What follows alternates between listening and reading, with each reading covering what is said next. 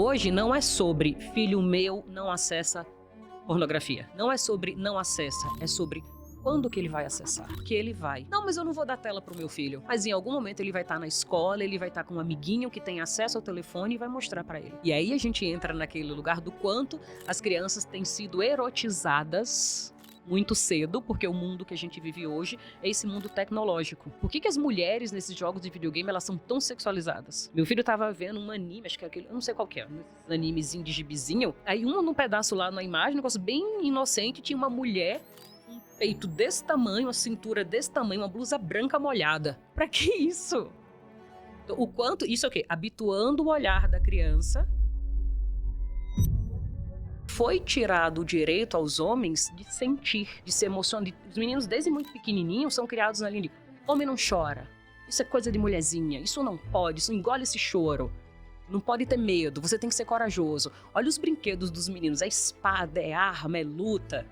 E tudo bem ter isso, desde que esse homem também possa dar vazão e conseguir nomear emoções básicas como a tristeza. Então, muitas vezes o homem adulto está sentindo coisas que ele nem sabe nomear, porque ele nunca foi ensinado a isso.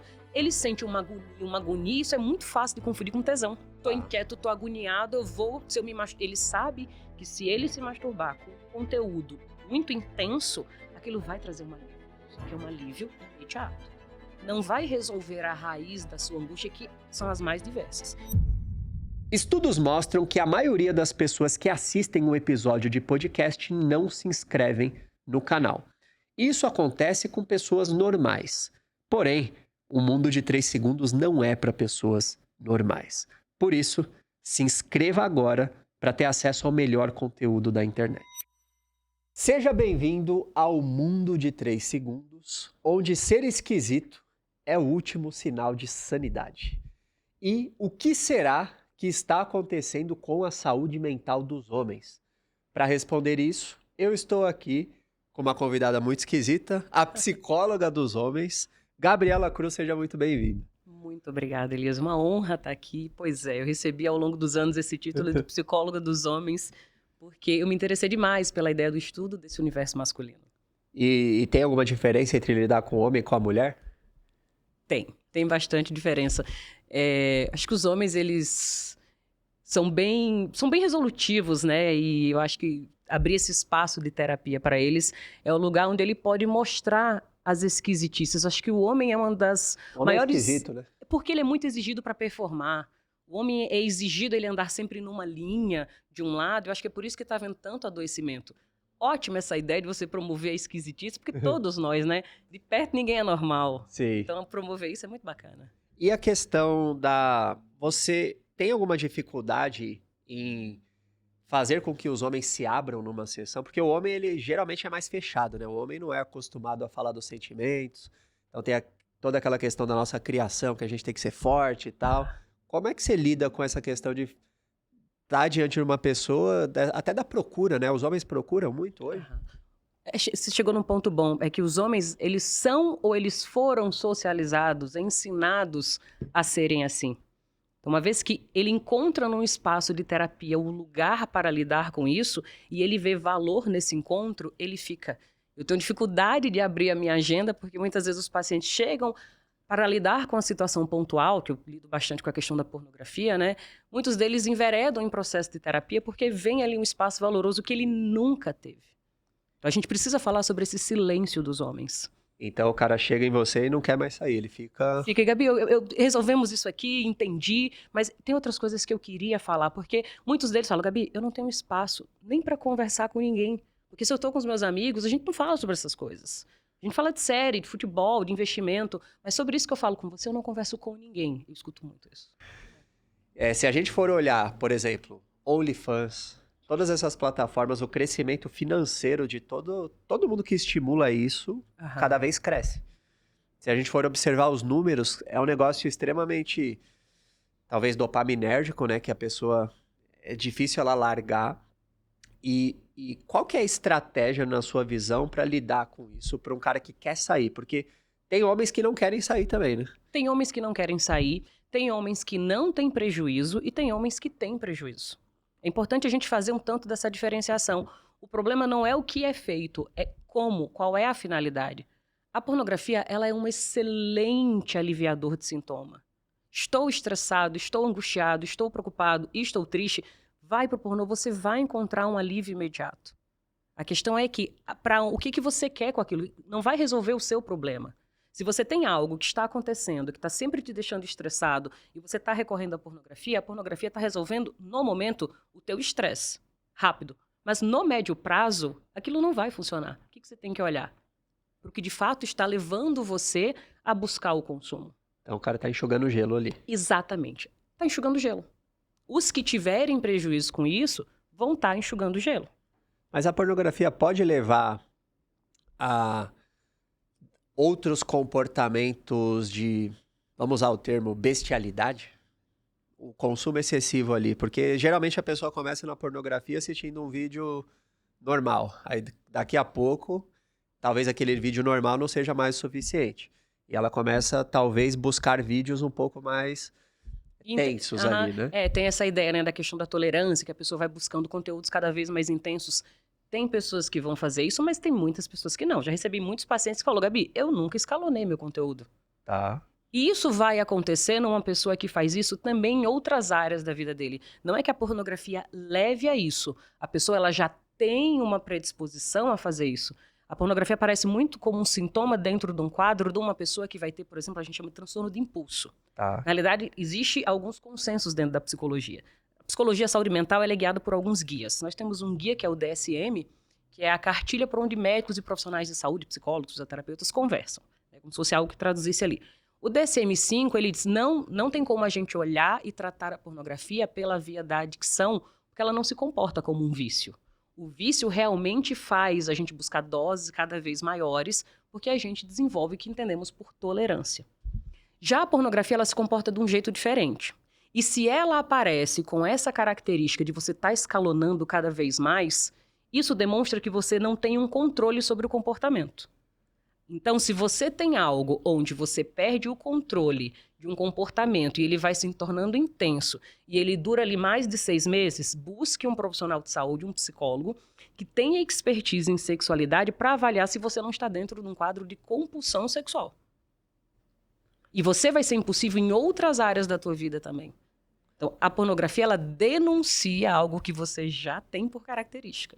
Então, o cara psicopata que assiste pornografia, ele vai piorar, digamos assim, né? Se ele tiver um quadro desse transtorno, ele não vai parar, ele vai encontrar alívio ali, ele vai ficar enxugando gelo ali. Muitas pessoas já associaram, por exemplo, a pornografia com pedofilia, com essas coisas. Você acha que tem relação? Que leve a fazer isso. Não tem evidência que uma coisa leve a outra. O que a gente tem aí de estudo apontando é que possivelmente a pornografia, a depender de quando, em que momento da vida é exposto para o sujeito, ela pode reforçar crenças que já existem na sociedade de violência, de misoginia, de práticas que não vão conversar com a resposta sexual prazerosa do sujeito. Mas isso tudo ainda assim é um tanto quanto de hipóteses que podem levar a essas crenças de como que sexo é bem feito. Se eu vi no filme que sexo é feito desse jeito, então deve ser assim na vida real. Sim. E cria essa expectativa que não consegue atingir. E a questão do... A pornografia, de alguma forma, ela tira o prazer do sexo real? O consumo ali habitual. Se a pessoa tem o hábito de consumir pornografia, na hora que ela for fazer o sexo real, de alguma forma ela pode se dessensibilizar? Para algumas pessoas, a depender do padrão que ela utilize, pode ser que a pornografia molde a forma como ele entende a sexualidade. Eu vi na pornografia, então eu vou buscar aquilo na minha relação. E quando eu não consigo aquilo, aí acontece os casos de ou ejaculação precoce, ou tem uma disfunção erétil, ou perco a ereção, porque o que eu estou buscando é algo mais intenso. Aqui, o importante é a gente poder acessar. Eu digo que o orgasmo que a satisfação que a pessoa vai ter com a pornografia, ela tem que entender que vai ser diferente no sexo com a outra pessoa. Então, se eu só alinhar a minha expectativa, eu consigo balizar isso. Só que aí também tem um oceano de possibilidades. Tem homens, por exemplo, que eles vão se dessensibilizar. Não é a pornografia que tira a sensibilidade. Geralmente as pessoas vão consumir a pornografia e vai fazer uso da masturbação. Sim. E aí, imagine, você fique ali 7 dias na semana, onde todos os dias, 2 vezes por dia, você vai fazer aquela estimulação intensa com a tua mão concentrada na glândula do teu pênis. 3 vezes por dia, 7 vezes por semana, dá 21 práticas, né? E aí, ali, 1 vez por semana, você vai estar com a tua parceira e você vai ter um encontro sexual onde até o próprio ato em si não vai te dar a sensação fisiológica que você condicionou com a masturbação. Sim. Aí as pessoas já vão dizer, então vai ter que parar de se masturbar. Não é sobre parar de fazer. É como você vai fazer. E também tentar se perguntar, qual é o problema que eu fazendo isso, me masturbando todos os dias na pornografia, estou tentando resolver? A pessoa todos os dias, qual é a questão? Tem gente que vai ter problema e tem gente que não. A pornografia seria uma fuga? É uma fuga, é uma excelente fuga, é um excelente remédio para alívio imediato. Ela é maravilhosa. Não dá pra gente ficar também dizendo que é o bicho-papão. Sabe por quê? Porque a gente delega a responsabilidade das nossas angústias. A gente acha que ela está causando isso. E aí você é confortável quando você tem um problema e não se autorresponsabiliza por aquilo e diz, foi a pornografia que me causou. Eu sou um viciado, eu sou um doente. Você coloca pra longe. Entendi. Mas, por exemplo, vamos supor que a pessoa queira se libertar da pornografia e não consegue. No meu caso, por exemplo, eu sou cristão, então, na minha crença, é uma coisa errada e eu acredito que tem um público cristão aqui que pode considerar isso como um pecado, como algo errado, como eu considero.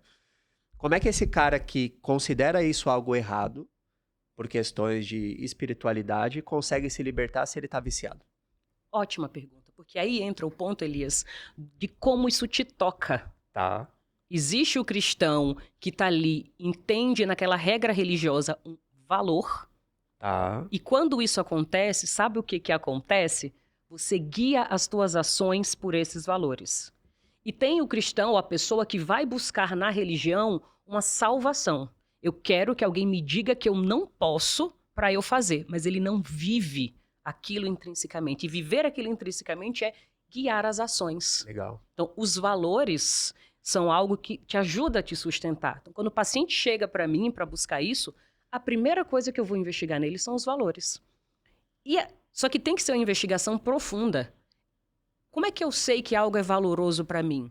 Quando eu guio a minha ação. Tá. Eu hoje cedo, antes quando eu estava no caminho, eu vi os teus stories lá, e estava escrito, depois de 36 horas, treinando após 36 horas de jejum. Sim. Por que você fez isso? Por que você está fazendo esse jejum de 36 horas? Esse foi por uma questão de saúde. Então, a saúde é algo valoroso para você. Sim. Você guia a tua ação. É confortável? É maravilhoso? É extasiante ficar 36 horas em jejum? Não é, eu ainda estou em jejum, vou quebrar no almoço. Você está lidando com o desconforto, você está sustentando aquilo. E o que te sustenta é o teu valor. Tá. Então, é isso. Então, a questão da religião, ela pode tanto ajudar quanto atrapalhar. Vai da forma como eu me relaciono, como eu enxergo aquilo na minha vida. Então, o paciente chegar para mim e querer lidar com pornografia, eu não vou ficar batendo nele, porque pornografia A, B ou C. Como é que está o teu relacionamento? Quão valoroso é estar com a tua esposa? Tá. Quão é importante nutrir isso? Eu vou fortalecer o que é valoroso, porque quando ele se aproxima daquilo, ele vai se afastar do que o atrapalha. Então a estratégia não é, você não pode fazer isso, ou você é meio que focar naquilo que é importante, do que simplesmente combater e tentar na força de vontade parar com o comportamento. Eu preciso linkar isso. Sim, porque senão a gente tá ficando o quê? A gente tá tentando enxugar gelo. Acho que a melhor expressão é essa. Por isso que as pessoas ficam caindo o tempo todo. Sabe por quê? Porque a questão da pornografia, ela lida com a nossa sexualidade. Lida com instintos que temos reprodutivos. Tá. E isso se aproxima muito mais da ideia da alimentação. Não existe pessoas que têm problema com comida? Sim. Ou ela vai ter uma compulsão alimentar, ou ela vai ter um quadro onde ela vai se abster de comida. Isso tem nome, né? A gente chama de compulsão alimentar e anorexia, bulimia. É a forma como ela se relaciona. Para essas pessoas, por que a gente não vê as pessoas batendo na tecla de para de comer? Tá com compulsão, então pare. O tratamento para compulsão alimentar ou para anorexia não é abstinência. Por quê? Porque ela vai ter que se relacionar com isso a vida inteira. Ela vai comer para sempre. Então não adianta eu tirar a comida. Eu tenho que ensinar a pessoa a se relacionar com a comida. A sexualidade, como a alimentação, é algo que está dentro da gente. Então, é melhor como eu olhar para isso e pensar, eu preciso encontrar formas de me relacionar melhor com a minha sexualidade. Para onde eu vou direcionar a minha energia sexual? Entendi. Para o meu relacionamento ou para um alívio rápido? E isso se linka diretamente, sabe com o quê? Com a dificuldade que muitos homens têm de nomear as emoções. Como assim? Eu chego muito no consultório e falo assim, me diz as emoções que você conhece para o meu paciente. Eles não enchem a mão. Tá. Eles não conhecem muitas vezes nem as emoções básicas. Por quê? Porque foi tirado o direito aos homens de sentir, de se emocionar. Os meninos, desde muito pequenininhos, são criados na linha de homem não chora. Isso é coisa de mulherzinha. Isso não pode. Isso engole esse choro. Não pode ter medo. Você tem que ser corajoso. Olha os brinquedos dos meninos. É espada, é arma, é luta. E tudo bem ter isso, desde que esse homem também possa dar vazão e conseguir nomear emoções básicas como a tristeza. Então, muitas vezes o homem adulto está sentindo coisas que ele nem sabe nomear, porque ele nunca foi ensinado a isso. Ele sente uma agonia, isso é muito fácil de confundir com tesão. Tô inquieto, tô agoniado, eu vou... Ele sabe que se ele se masturbar com um conteúdo muito intenso, aquilo vai trazer um alívio. Só que é um alívio imediato. Não vai resolver a raiz da sua angústia, que são as mais diversas. Então, dentro do processo de terapia, eu também faço quase uma planilha com o paciente, onde a gente vai monitorando. O que você sentiu antes? O que você vai sentir depois? Dentro de psicologia, a gente vai chamar isso de análise funcional. A gente vai entender qual é a função do comportamento. Não adianta eu tirar algo se eu não sei o que é. É como você tirar a bengala de um aleijado. Ele cai. E aí ele pode buscar outra bengala, né? Ou não? É que é muito difícil competir com a pornografia. É. Ela é muito... Então, e muito do que se vê em psicologia, na questão não é a pornografia. O grande problema é o que os teóricos chamam de triplo A. Que com a internet, a pornografia adquiriu mais facilidade de acesso. Pô, antigamente, você tinha que ir numa locadora, você pegava ali... Era um constrangimento, tinha uma salinha, uma cortina, era muito difícil você ter acesso. Hoje o acesso é fácil. Sim. Tirou as barreiras. O outro A era o anonimato. Hoje você consegue fazer de forma anônima.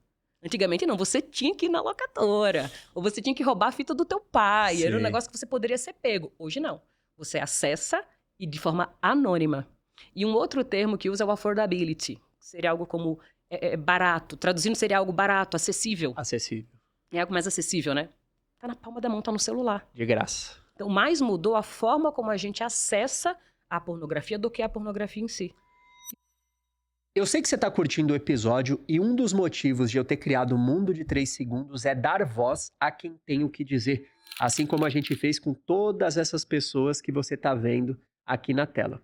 Se você gostaria de ter o seu perfil do Instagram analisado por um especialista da minha equipe, que vai desenhar um plano para destravar o seu crescimento, clica ou no link que está aparecendo aqui ou no link da descrição do vídeo. Vamos deixar também no comentário fixado para você agendar uma sessão com um especialista da minha equipe. E você vê essa questão da evolução das IAs agora? Como é que os homens vão fazer quando tiver aqueles robôs humanoides? Você vê isso escalonando com essa questão da imersão desse mundo novo de IA, de inteligência? Aonde você acha que isso vai parar? Eu até me arrepio, porque isso é bem preocupante. Eu tenho um amigo psicólogo que ele tá bem mergulhado nessa questão da sexualidade e da IA, e ele tem me trazido umas novidades bizarras. Sabe o que tem acontecido? O que tem acontecido? Pedófilos buscando comprar robôs crianças.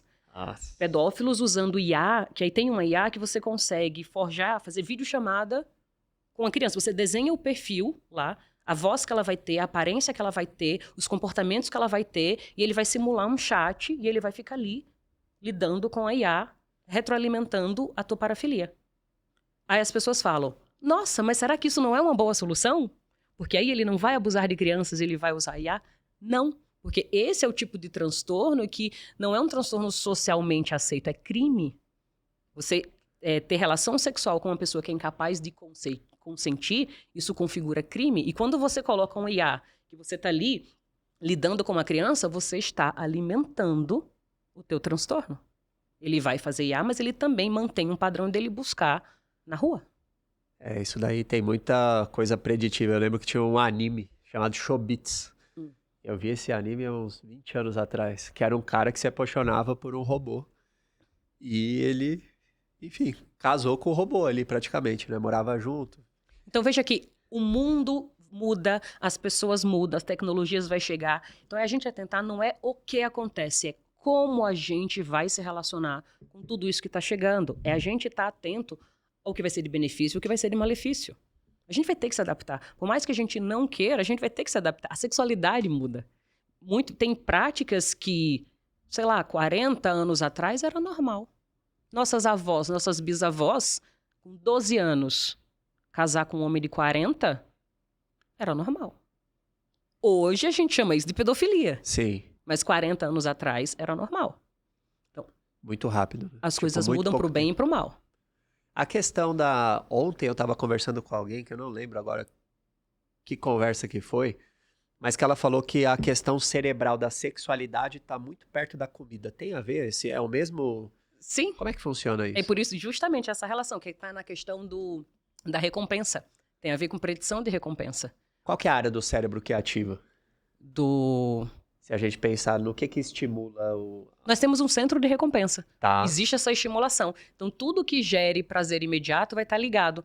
Por isso que é muito melhor a gente pensar na sexualidade muito mais como a gente pensa na comida do que a gente pensar pela via do vício, que também vai mexer na mesma região, a região mesolímbica, só que, veja, quando a gente pensa... Agora vamos falar do vício. Quando a gente pensa na cocaína, na droga, é uma substância que não existe no teu corpo. Não é natural, você não produz aquilo. Então, você dá para o teu corpo uma substância que ele não é capaz de produzir, e nem de digerir, nem de processar. Quando você tira, quando você se abstém daquilo, da cocaína, a sua vida melhora. Porque é algo que é antinatural. Tá. Então, faz parte, faz sentido você pensar numa via de abstinência. No entanto, veja, o sexo e a comida, eles estão ali regulados de forma muito próximas. Então, muitas vezes a linha de raciocínio de lidar é como eu lido com a comida. Não é parar de comer, é como eu vou comer. Não é parar de transar, não é me abster de masturbação, não é fazer nofap. É sobre como é que eu estimulo o meu corpo. Dá uma dica pro Juan. O Juan tava com essa dor, não tava, não? O Juan, no começo do episódio, eu falei, ei, Juan, tá entrando na dieta? Ele, pô, entrei na cetose, eu quase morri. Aí voltei a comer minhas pizzas. Tem alguma relação nessa questão da... E aí, eu acho que entra uma questão geracional. Geração Z, né? Um pouco da geração Z, que é tolerância ao desconforto. A vida é desconfortável. Viver requer sacrifício. Olha só, 36 horas você fazendo jejum. Não é uma alegria, não é bonito. Então, é muito... E processo de terapia é muito isso. Eu falo para os meus pacientes que...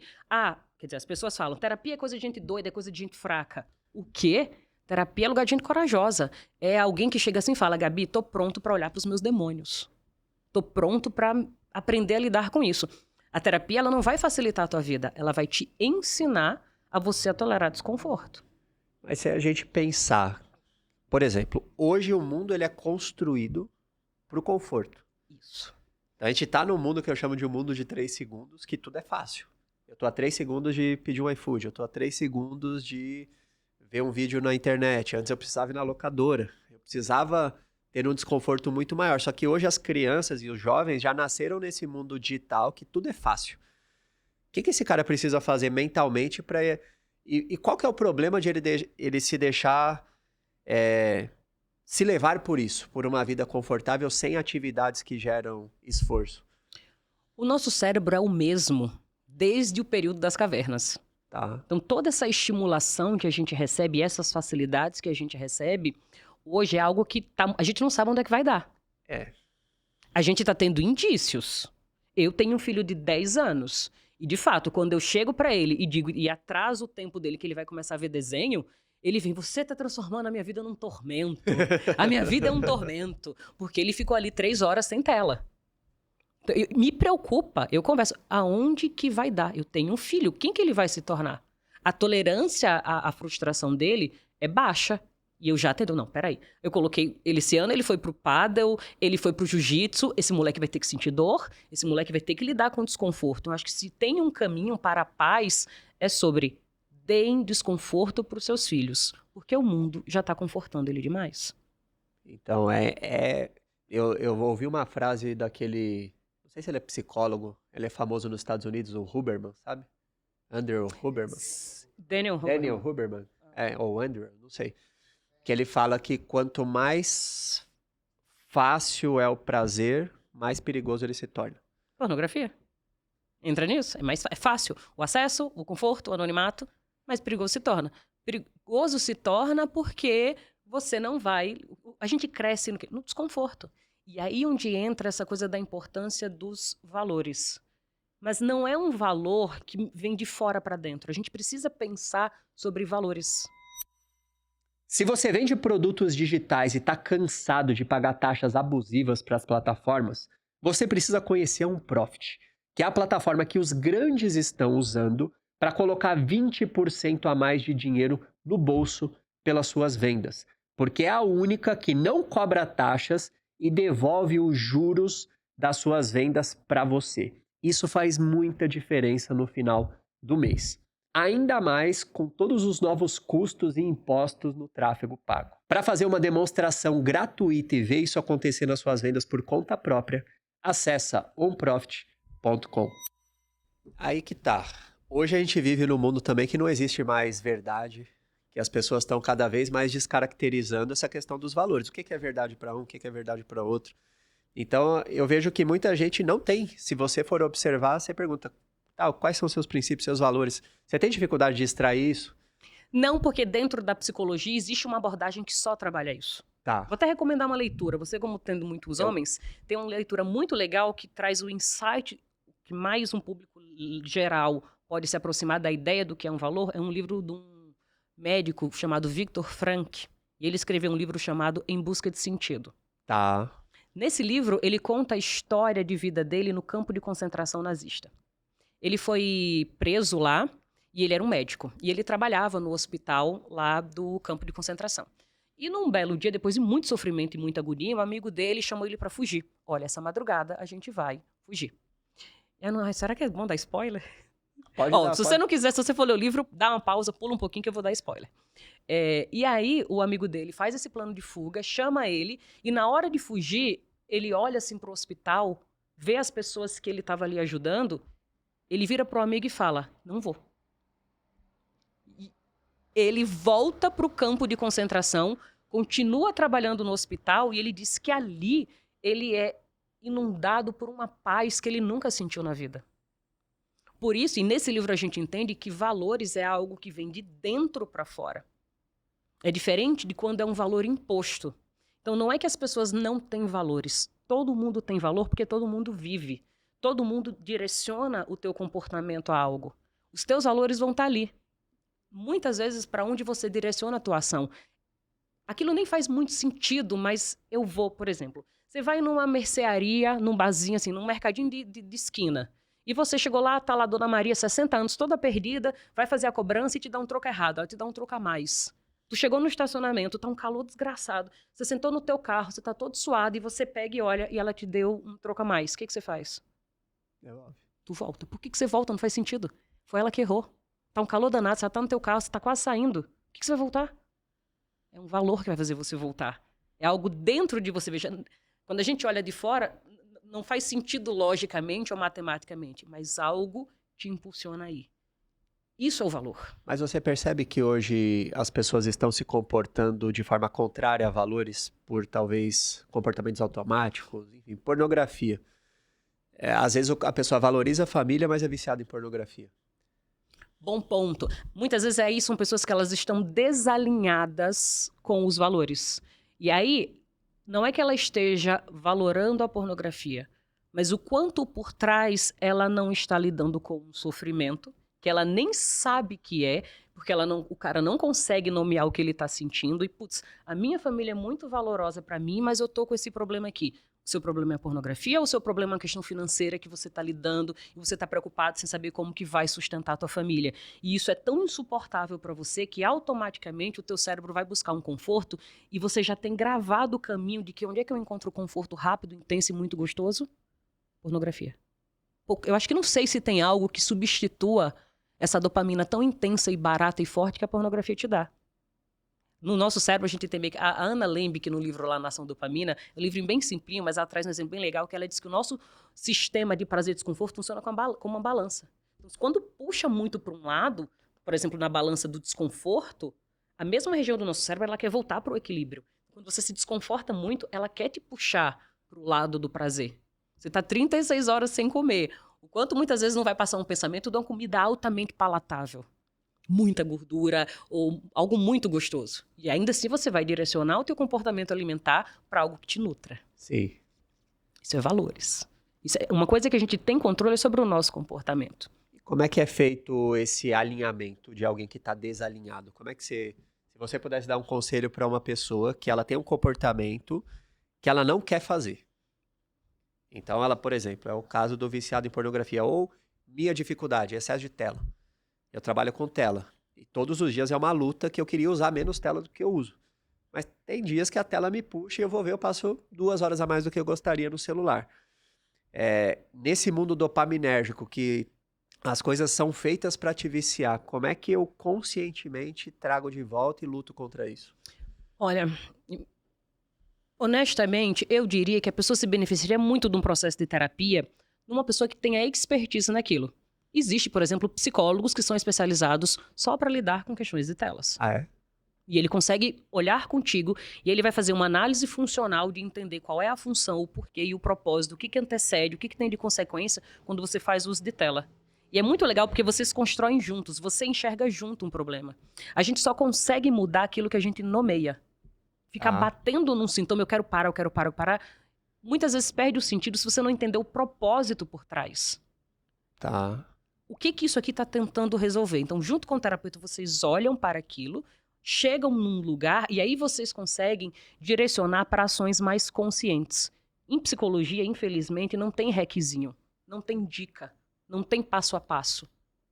Tem o indivíduo. Tem a gente o autoconhecimento.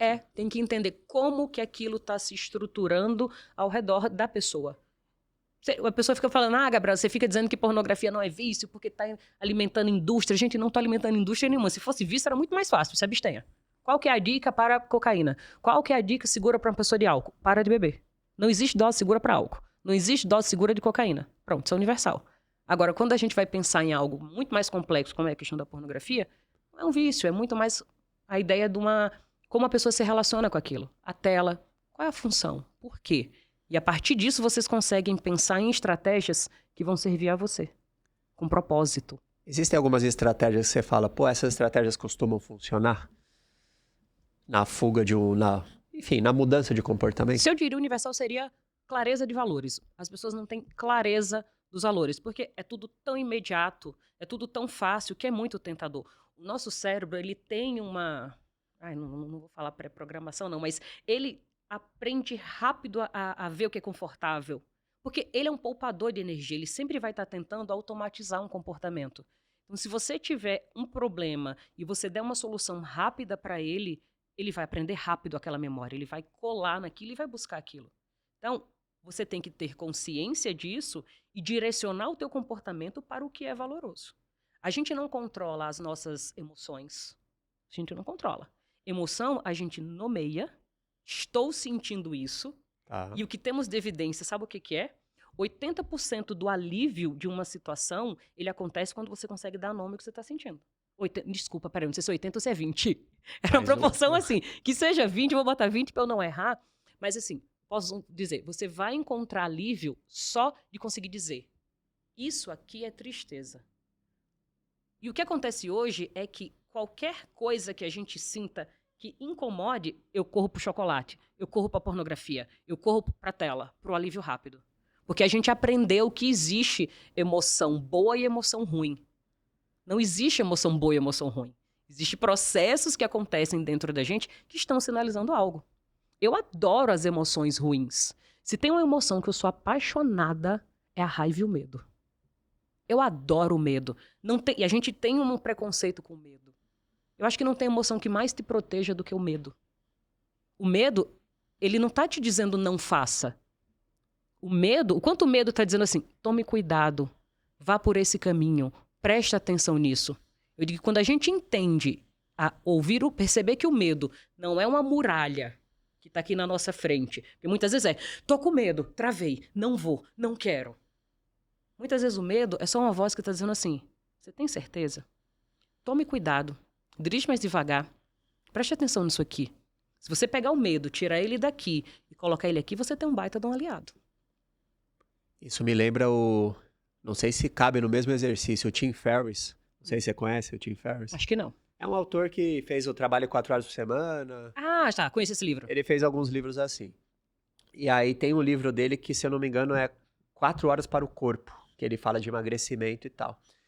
E ele falou que uma das técnicas que mais funcionava para ajudar alguém a emagrecer era só falar, cara, começa a anotar tudo que você tá comendo no dia. E aí a pessoa, como assim, é só isso? É, só anota e me traz. Aí a pessoa começava a ficar em choque com tudo que ela comia. Então ele tava nomeando tudo que ele comia ali. Perfeito. E aí a pessoa tinha consciência e conseguia mudar, porque ela não sabia que ela tava comendo tanto. Perfeito. Então, investe. Quando você... pensando na ideia da pornografia. Eu tô consumindo pornografia. A gente vai mapeando. E eu falo isso, só anota... Eu tenho uma planilha de Excel, que eu vou construindo com o paciente. É uma planilha que ela tem 14 colunas. Que eu e o paciente, a gente vai construindo pouco a pouco. Inicialmente, ele vai... Não vou pedir pra ele se abster nada. Ele vai só me dizer o que ele tava sentindo. Como é que ele se sentiu antes e depois. Só isso já trava ele. Caramba. E aí eu pergunto, era tesão? Quanto de tesão? Não, não era tesão. E era mais o quê? Muitos homens que consomem pornografia, ele não vai pra pornografia porque ele tá com tesão. Ah, eu tô com vontade de me masturbar, eu preciso gozar e eu vou buscar. Não. Muitos deles se percebem, não, nem tava com muito tesão. E se você tá indo pra pornografia, e se você, pronto, talvez seja uma boa orientação. Agora eu tive um insight. Quero consumir pornografia, para só um segundo e se pergunta assim, o que eu tô sentindo? Isso aqui, eu tô com tesão? Tô. Faz uma régua de 0 a 10. O quanto de tesão eu tô? Cara, fazendo assim, voz da minha cabeça isso aqui, tá? Se você disser assim, tá menos de 5, então você não tá com vontade de ver com pornô. Se o teu tesão der menos de 5, menos de 3, tem alguma outra emoção que tá se confundindo com tesão. Se você não tiver com muito tesão, é outra emoção que tá se confundindo. Então, se tem tesão, tem mais o quê? Puta, eu tô ansioso. Eu tô triste, na realidade, eu tô com aquela conta, aquele monte de boleto para pagar, tô preocupado com aquele monte de boleto, não tô conseguindo lidar. Então, uma coisa é você buscar a pornografia porque você tá com desejo, outra coisa é você buscar porque você tá preocupado. Tá, beleza, e você até pode ir, mas tenha consciência de que você tá fazendo aquilo porque você tá preocupado, você tá fugindo de lidar com um problema. E qual seria uma técnica, um hack, tô brincando, qual seria um hackzinho? Mas se eu estou preocupado e a pornografia não é a solução, o que eu posso colocar no lugar? Ótimo ponto. O quanto você pode, que não seja, se você não consiga resolver, o quanto você pode buscar alívio nessa situação, o quanto você pode chegar para a tua esposa e dividir essa preocupação com ela. Mas o quanto os homens, com receio do que a esposa vai pensar e dizer e não vai conseguir lidar, o quanto ele é nessa ideia muito preocupado, eu tenho que prover. Tá, mas e se for um momento da tua vida, será que ela não te daria um conforto? Tô com você, estamos juntos, tá tudo bem, vai passar. Divide isso comigo, vamos pensar junto. A ideia do casamento é essa união, né? Onde um vai apoiar o outro. Quanto essa mulher tá ali pronta para apoiar, mas ele com aquele medo de dizer, não, eu tenho que, tá se implodindo. Então, muitas vezes, buscar conforto em quem estiver mais próximo. Ter essa pessoa de confiança para chorar. Às vezes é uma conversa. Uma conversa. Nomear o que tá sentindo. Ou só ele falar, peraí, eu nem tô com tesão. Eu só estou preocupado. É aquela porcentagem lá. Eu estou preocupado. Então, não, nem faz sentido eu buscar pornô agora. Deixa eu tomar um banho. Deixa eu fazer uma caminhada. Deixa eu ir correr. Deixa eu fazer uma flexão. Deixa eu comer um chocolate. Deixa eu ligar para um amigo. Para eu conseguir relaxar e voltar para o meu problema. Entrando nesse assunto de casamento. Hoje as pessoas estão se casando cada vez mais tarde. Tem até um post que viralizou que as mulheres antigamente 80% das mulheres com 30 anos eram casadas e hoje 20% das mulheres com 30 anos são casadas. Então, logo, se as pessoas estão se casando mais tarde, elas estão fazendo sexo sem compromisso por muito mais tempo. Na hora que casa, é diferente, porque não tem aquela caça mais o tempo todo. Como é que muda essa questão da neuroquímica ou da parte do cérebro no casamento do casal? Massa. Tem uma autora chamada Esther Perel. Ela escreve só sobre isso. Então, vocês que são casados, consumam a Esther Perel. Aqui? O Juan já é casado? Então você é na hora, né? Você é casado, né? Noivo? Tá indo. O Gui ainda não, né? Tá namorando. É todo tá legal, todo mundo encaminhado. Todo encaminhado. A Esther Perel, ela tem um livro muito legal chamado Sexo no Cativeiro. Olha, O Juan vai comprar. olha como cara. E é muito legal, porque ela traz essa discussão, como manter a chama acesa em relacionamentos de longo prazo. Ela vai discutir isso bastante no livro. Tem um TEDx dela Como é? Eu vou anotar isso aqui, ó. Sexo. no cativeiro. Caraca. Tem- Baita headline, né? Vamos botar depois, bota de link pra galera assistir o TED que ela foi, aí depois eu te mando o link. Mando pro Arthur. Um videozinho que ela explica sobre esse livro, ela fala uns 15 minutos, mostrando como que os casais de longo prazo podem manter a relação. É uma excelente reflexão pra gente entender, mas vou falar aqui pra você, como é que os casais de muito tempo vão manter a chama acesa. Entendendo que existe uma esfera na relação, imagina teu relacionamento como esferas. Vai existir a esfera afetiva e vai existir a esfera sexual. Tá. São coisas distintas. Nós viemos por um entendimento cultural, social. Num dado momento da nossa história, a gente fundiu a ideia de amor e sexo. Se eu amo a minha parceria, automaticamente eu vou desejá-la. Se o meu parceiro me ama, então ele sabe o que eu quero. E aí tem essa fusão. Não, eu amo ele, então eu vou ter que ter desejo. Não. São coisas distintas.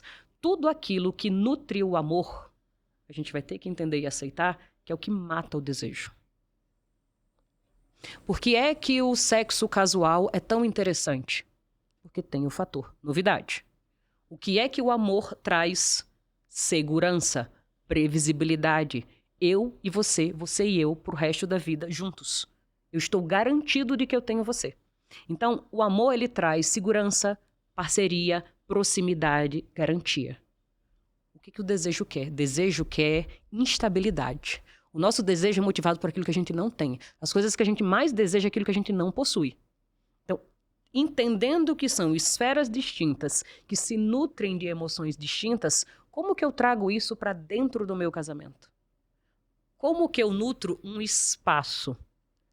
É uma frase da Esther que ela diz assim, fogo precisa de ar.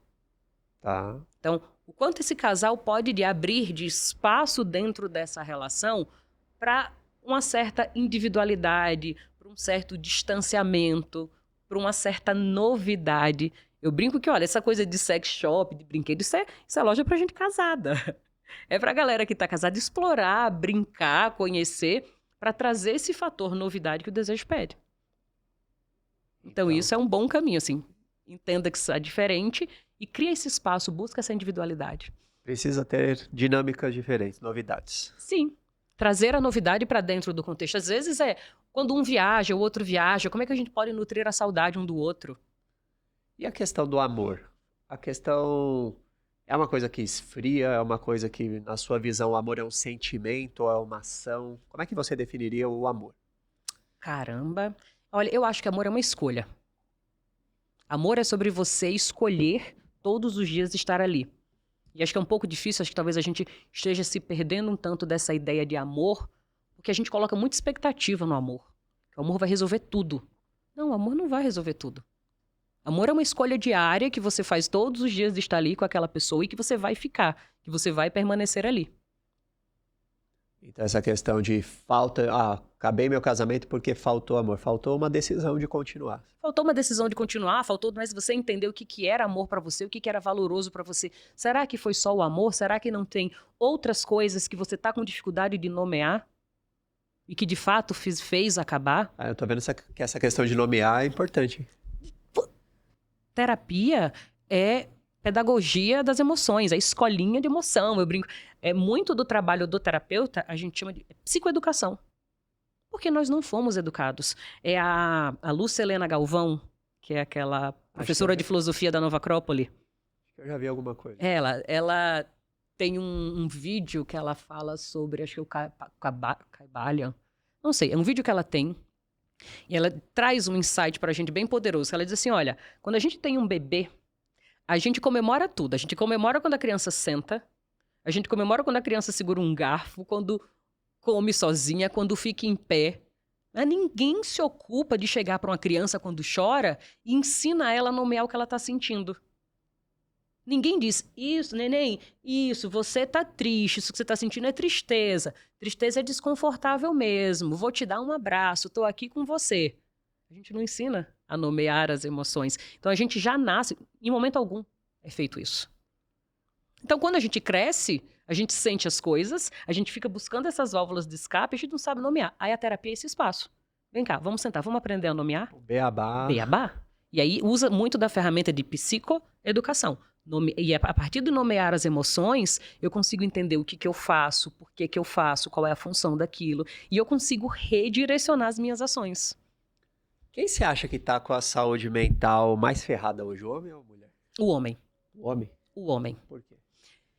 Tem um dado muito interessante que é o seguinte. As mulheres, elas até tentam mais suicídio. Mas quem consegue se matar mais é o homem. Porque até para se matar mais, até para se matar, vocês são mais violentos. Então isso é um negócio, veja, o quanto, eu digo que está em sofrimento porque que espaço o homem tem para falar? Qual é o amigo? Eu quero que os homens façam essa reflexão agora. Qual é o amigo e quantos amigos você tem que você pode ligar e dizer, pô, cara, dei uma brochada. Putz, cara, veio antes do que eu queria. Quem é o cara que você tem para poder fazer? Se ele não vai fazer uma piada, ele vai te acolher. Se você tem essa pessoa, você é um sortudo. Parabéns, você é um privilegiado. Não, eu até acolheria, mas primeiro uma piada. Mas você acolhe depois? Depois Mas acolhe. Acolhe, porque então, os homens não têm esses espaços de acolhimento. É muito violenta a forma como vocês são socializados. Tem que ser duro, firme, prover. Você pode ser frágil. Tem um livro muito legal que eu tô lendo agora, tô terminando. O livro chama assim, Não Quero Falar Sobre Isso. Como a depressão oculta nos homens tem causado sofrimento. Aí o autor, ele é um americano, ele fala sobre uma depressão oculta. Muitas vezes o cara tá depressivo e ele não sabe. Mas isso tá se revertendo em agressividade, em vício, em aposta, em sexo. Tem um livro que chama Crise do Menino, você já leu? Não. Bota na minha fila. É um livro que trata sobre essa questão dos homens, da parte tanto emocional, mas ele traz também alguns contextos de mudança de uma geração, de papéis também. Então, o que ele mostra no livro? Ele fala do suicídio, ele fala das taxas de presídios que são homens. Acho que em qualquer lugar do mundo deve ser sempre muito mais homens presos do que mulheres, né? Sim, muito mais. Então, os homens são mais presos, os homens se suicidam mais, e ele traz esse cenário de por que os homens estão em crise. E aí, uma das coisas que ele traz é a questão de antes o homem tinha um papel muito mais claro de prover. Só que hoje esse papel é dividido. E muitas vezes a mulher ganha mais que o homem. E ele traz como se o homem ficasse às vezes meio perdido hoje no cenário e não conseguisse mais fazer algo que instintivamente está dentro dele. Qual que é a sua visão sobre isso? E é aquela frase que eu falei de que, olha, o mundo muda, as pessoas mudam e a gente precisa aprender a lidar com isso. Teve essa mudança no meio, mas vamos pensar aqui também, por que é que eu preciso sempre estar nesse lugar de alguém precisar de mim? O quanto isso poderia somar forças, tanto o homem e essa mulher, e eles construírem algo positivo. E tudo bem se você até quiser e precisar adotar esse papel masculino, idealmente estipulado aos homens, de prover. Mas, cara, se permita sofrer, você é humano. Geneticamente, nós somos homens e mulheres são muito mais parecidos por dentro do que o que a gente pensa. Cara, aprende a sofrer, aprende a se frustrar, aprende a errar, tá tudo bem falhar. Se abrir a possibilidade para isso, você volta mais forte. Eu digo que a gente aprende muito mais na dor do que no amor. Sim. A gente aprende no desconforto. Então, assim, e eu digo para os homens, o difícil para o homem é se fragilizar, é se conectar com a parte emocional. Nesse livro, Não Quero Falar Sobre Isso, o autor ele traz um dado de pesquisa e ele fala do quanto os homens mais saudáveis vieram de lugares onde os pais foram amorosos com eles. E não a ideia do pai rígido, duro, forçando um papel. O menino também precisa de afeto. E isso a gente não vê. A gente fala assim, antigamente tinham papéis muito bem definidos. E agora eu faço uma outra pergunta para a audiência para refletir. Quem é que não tem um avô alcoólatra? E esse homem? Quanto esse homem também não sofreu, tendo só que suportar tudo, e aí chega na aposentadoria? É muito comum o índice de suicídio quando os homens se aposentam. Porque para eles, ser homem é ter utilidade. O homem não sabe não ser 100% útil o tempo todo. Cara, seja útil, mas também aprenda a não precisar, a não ter alguém precisando. O índice de depressão em homens que se aposentam é altíssimo. Porque se ele não estiver provendo, servindo, a sensação é que ele não serve. E quando seria o melhor momento de aproveitar a vida? Me dói o coração de ver tantos homens próximos a mim, parentes de pacientes idosos, que trabalhou a vida inteira, se aposentou. Alcoolismo. Jogo, essa coisa do tigrinho. Cara, eu tava falando com um cara hoje disso, eu não posso abrir nomes, mas o pai de um amigo meu tá viciado em baralho. E ele tá meio que semi-aposentado, né? Já construiu, vendeu uma empresa, e aí tá há 20 anos, sem fazer muita coisa, viciado em baralho, e tá quase acabando o Porque casamento. a ideia de masculinidade foi construída em cima de um pilar só, prover. Tenha o teu pilar de prover, mas tenha outros pilares. Quais seriam outros pilares saudáveis para a masculinidade? A própria fragilidade, a própria conexão com outros amigos, a conexão genuína com a tua esposa, com teus filhos, com teus netos. Hobbies. Uma das coisas que mais salvam a humanidade é o hobby. Eu vi uma propaganda na internet bem legal que dizia assim, viva a sua vida... Mas não, peraí. Tenha um hobby como se a sua vida dependesse dele. Até porque ela depende. Você ter um hobby, você ter algo que te dê prazer. Fazer pelo simples ato de fazer. Não tem uma finalidade. Um bordado, um crochê, uma pintura. Um esporte? Um esporte. Tenha isso te sustenta. Você vai fazer isso depois. Então é meio que buscar o equilíbrio, né? Buscar a sua esquisitice. Se permita, tem um hobby esquisito, faça uma coleção de um troço esquisito. Vai buscar esquisitices. Eu comecei no tênis. E é viciante. Que delícia! Que delícia, é um negócio, veja, você está sempre buscando, sua vida está sempre movimentada por outras coisas interessantes. Aí, veja, imagina que você vai ter um problema grave no teu trabalho, quanto você tem ali a válvula do tênis, puta. Não, é uma válvula. Só que Às se vezes você eu não tô tem estressado no final do dia, vou jogar um tênis e aí eu... Se você não tivesse o tênis, não tivesse nada, não tivesse valores, seus valores, vou pra pornografia.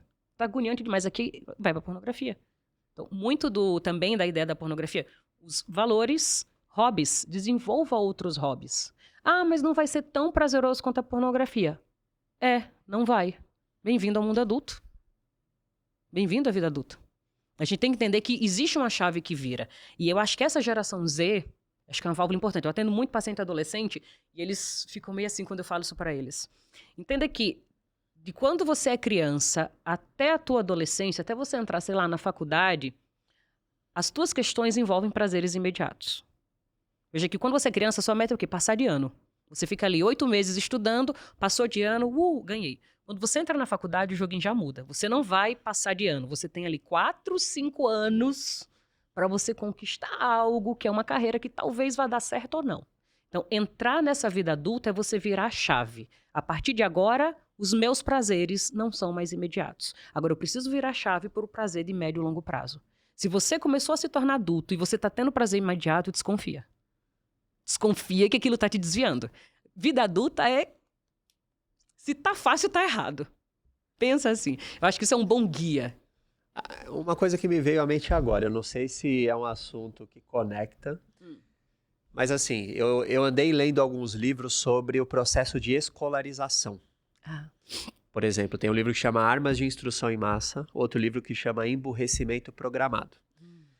E aí, qual que é a ideia desses livros? Que o sistema da escola não necessariamente é um sistema que quer te deixar mais inteligente. É um sistema que muitas vezes ele tem outros objetivos. Um deles, segundo o autor do livro, é fazer com que pessoas fiquem mais consumistas e sem personalidade. Então, por exemplo, qual que é uma das maneiras mais fáceis de você aprender alguma coisa? Buscando. Sozinho, né? Buscando, acho que sozinho ali o conhecimento. Fazendo e errando. Sim, é verdade. Sim. Às vezes você erra, você fala, caramba, errei, não é o certo. Só que a escola nos pune pelos nossos erros. Então, se você erra numa questão da prova, então na escola meio que você é treinado para não errar e para ser punido pelos erros. E aí, quando chega na vida adulta, a gente vê hoje um emaranhado de pessoas perdidas na vida, sem confiança, sem acreditar que elas podem fazer algo. Eu não sei se você já parou para refletir sobre isso, mas hoje eu vejo muitas pessoas sem confiança. Pessoas que olham para a vida e falam, eu não tenho capacidade disso. Você lida muito com essa falta de confiança nos homens? Olha, pensando mais nessa parte da escolarização, eu não tenho opinião formada sobre isso, mas é algo que tá me chamando a atenção porque eu tenho um filho. Tá. Eu tenho um filho de 10 anos e a escola para ele é um negócio bem entediante. Só que ele é muito inteligente. E aí eu recentemente até submeti ele a um processo de avaliação neuropsicológica para saber se ele tinha alguma condição. Porque ele estuda muito pouco, ele tira notas muito altas e ele sempre tá entediado, ele detesta ir pra escola. O moleque é o herói. Esse menino é um gênio. Meu filho é superdotado. Mas fiz avaliação psicológica nele? Não é. Ele não é altas habilidades. Ele é só um menino médio inteligente. Então eu percebi que mesmo para um menino médio inteligente, a escola já tá atrasada. E eu falei, caramba, eu vou ter que compensar, dar outros estímulos, porque a escola não tá suprindo. Então é algo que eu tô mesmo Você vai gostar de ler esse livro. mergulhando e me questionando. O que tá acontecendo aqui? Você vai gostar de ler Porque esse a livro. escola não conseguiu acompanhar os avanços, né? A tecnologia, É o muito mundo do jeito rápido que tá. hoje. E nem antes. Nesse livro ele mostra que, cara, aí entra nas teorias da conspiração, né? Mas ele mostra que é desenhado e ele traz provas de que as pessoas, depois que foram pro processo de escolarização, ficaram mais burras. Ele prova. Tipo, ele traz dados. E o pior é que eu tenho muito paciente, eu tenho um perfil de paciente que é o homem de 40 anos e muito cara jovem de 23 anos, que já fez muito dinheiro com alguma coisa envolvendo tecnologia e agora meio que tá tentando se encontrar. Mas eu tenho muito paciente no perfil que chegou pro pai no ensino médio, uns encerraram no ensino médio, no segundo ano, e outros que quando terminaram o terceiro ano, falou assim, pai, me dá um ano. Que se eu não virar nisso aqui que eu tô fazendo, eu volto, eu faço a faculdade que você quiser. Todos eles viraram. E os moleques que faturam assim, teve um que faz 100 mil por semana, tem um que faz 1 milhão por dia, mexendo em tráfego. Um negócio assim. Caraca, 1 milhão por dia? Mexendo com um negócio de tráfego pra fora. Entendi, deve vender, eu já imagino que ele vende. Suplemento. Hã? É o Barcy Júnior. E aí, eu falei, e saiu da escola. Gente, não tô fazendo apologia a nada, é um negócio, é uma aba que tá aberta na minha cabeça. Eu tô. Cara, não, na verdade, Porque eu não sei. eu sou o maior defensor da educação. Você, já dá pra ver que você gosta muito de ler. Você já citou uns 3 livros aqui em 10 minutos. Eu também gosto de ler. E eu sou um adepto à educação. Eu acredito que todo mundo tem que buscar educação. Só que depois de ler esses livros, eu confesso que eu entendi que escolarização e educação não são a mesma coisa. Sim, eu vi na prática clínica, né? Os moleques chegavam assim pra mim, minha primeira reação, você não tem pai, não tem mãe não, menino? Como é que eles deixaram você não ir pra escola? Me explodiu a cabeça. Eu falei, que loucura é essa?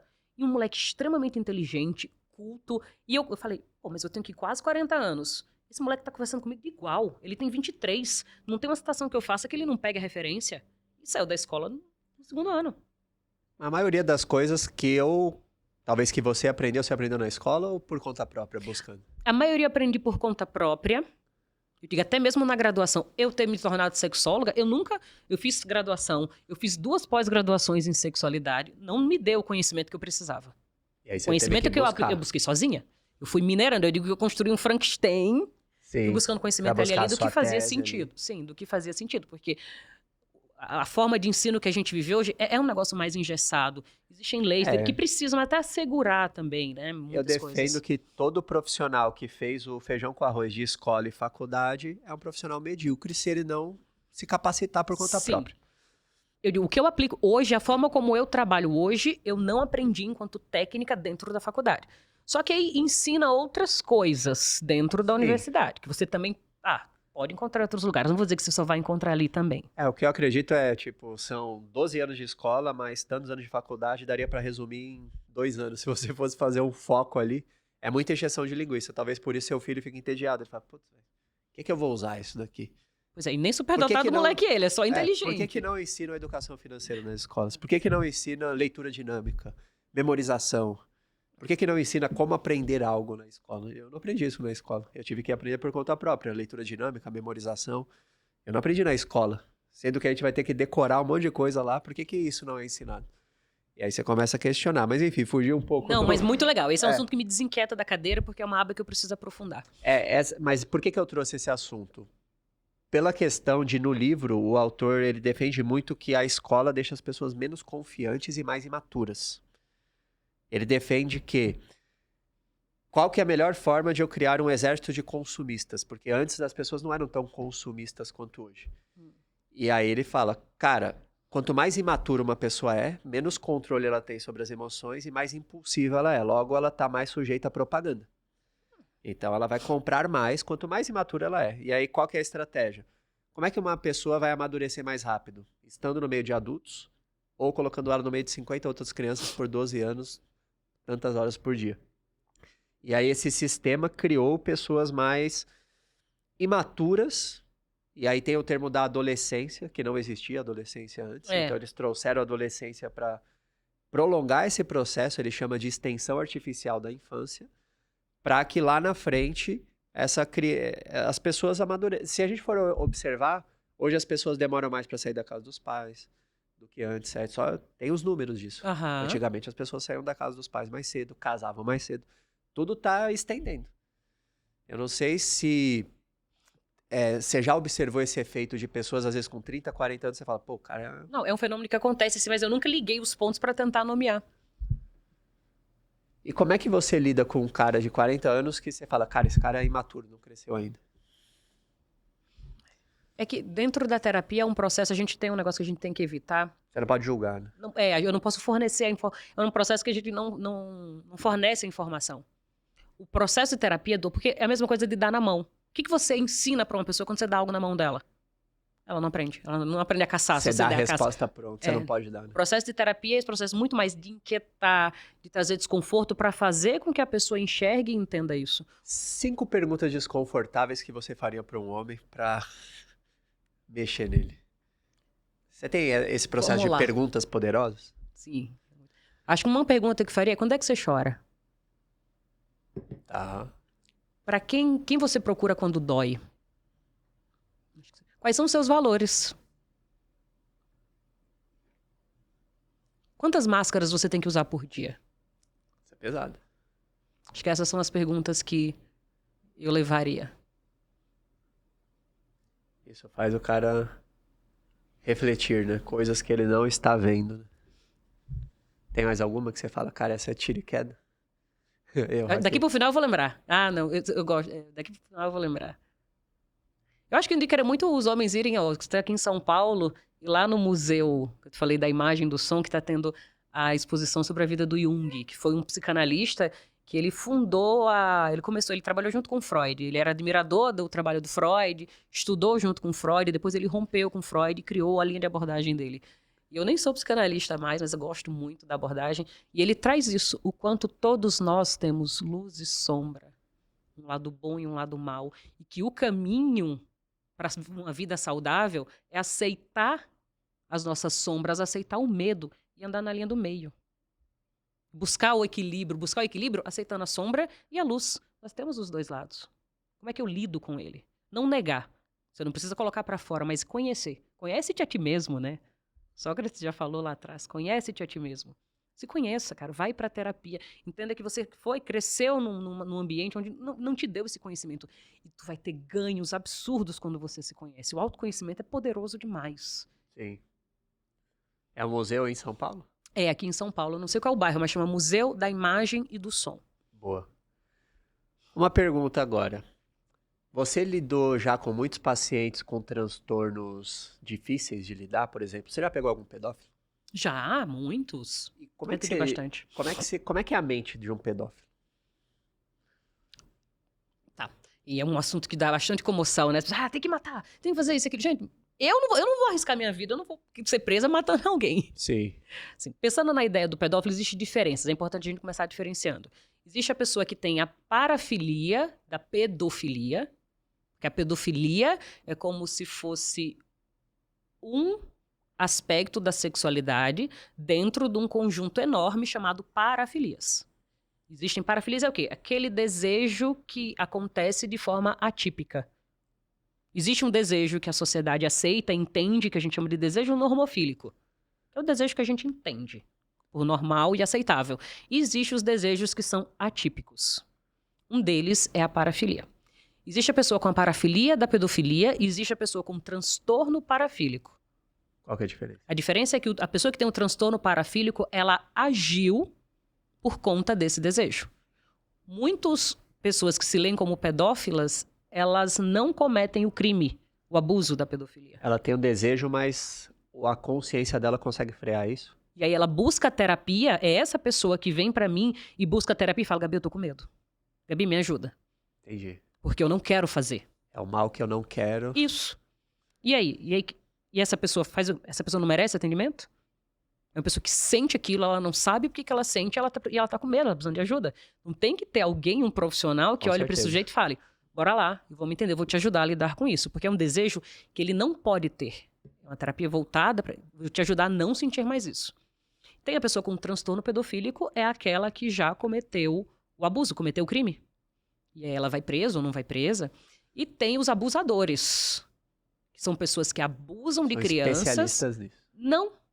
Os abusadores são pessoas que abusam de crianças, mas nem têm desejo pela criança. Caraca. É uma pessoa que fez... A pessoa alcoólatra.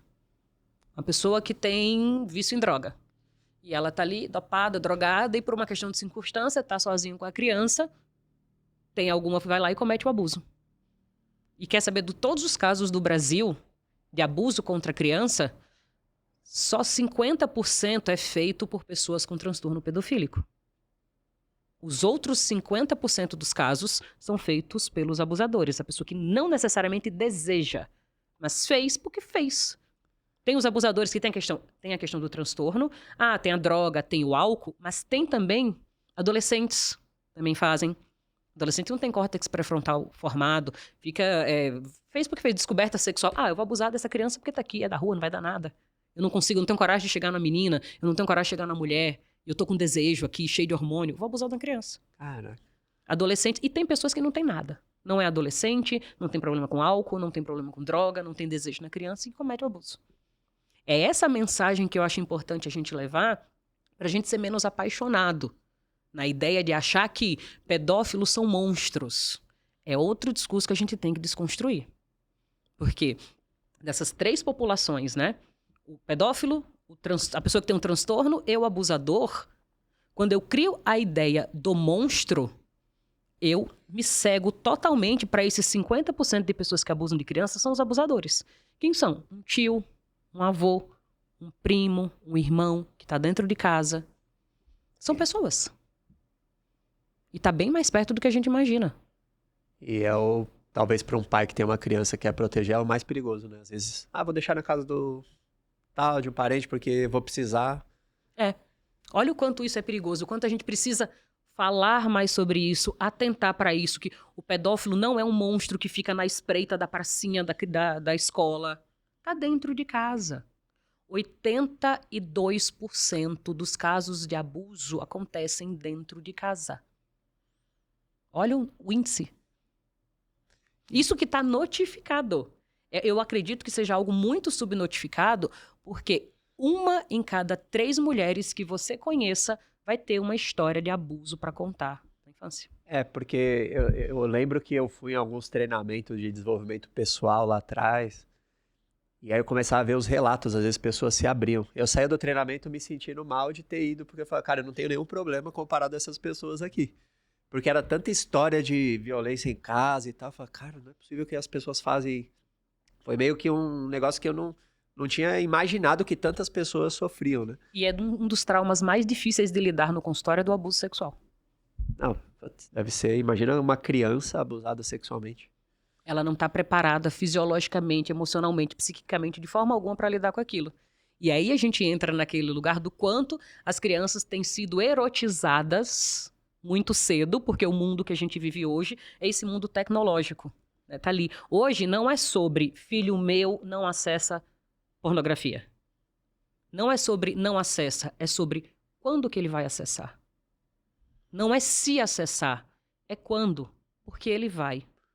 Não, mas eu não vou dar tela para o meu filho. Mas em algum momento ele vai estar na escola, ele vai estar com um amiguinho que tem acesso ao telefone e vai mostrar para ele. E ele vai ver. Os jogos de videogames, existe um negócio muito legal, existe uma... Não sei se é o nome agora, mas existe meio que uma combinação entre uma parceria, vamos falar assim, porque eu não tenho palavra melhor agora, entre jogos de videogame e pornografia. Por que as mulheres nesses jogos de videogame elas são tão sexualizadas? Meu filho tava vendo um anime, acho que é aquele, eu não sei qual que é, um desses animezinhos de gibizinho. Mangá. Cara, mangá, isso. Aí num pedaço lá na imagem, um negócio bem inocente, tinha uma mulher com um peito desse tamanho, uma cintura desse tamanho, uma blusa branca molhada. Gente, pra que isso? Então, o quanto... Isso é o quê? Habituando o olhar da criança. Qual que é os maiores problemas de uma criança ser exposta à sexualidade nessa fase? No desdobrar da vida dela? Acho que um dos grandes problemas é que a criança, o cérebro não está pronto para lidar com aquele tipo de estímulo.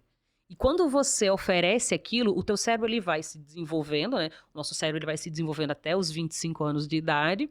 Ele vai se desenvolvendo, se adaptando àquela condição, àquele estímulo que vai sendo dado. E aí ele passa a precisar daquele estímulo. Me fala a questão do uso da droga. Quanto mais cedo o jovem começa a usar droga, pior vai ser para ele tirar. Porque se ele começa usando droga, e geralmente a gente começa a experimentar droga na adolescência. Quando você dá aquela substância pro teu cérebro, ele vai se moldar, ele se adapta. Porque ele quer te proteger. Então ele vai se ajustando para que você aguente receber aquela dosagem de substância química. E depois você passa a precisar daquela dosagem de substância química. Então ele se molda aquilo. A questão da criança é que tem essa hipersexualização, né? Você dá um estímulo pro sujeito que ele não é capaz de processar, que ele não é capaz de lidar.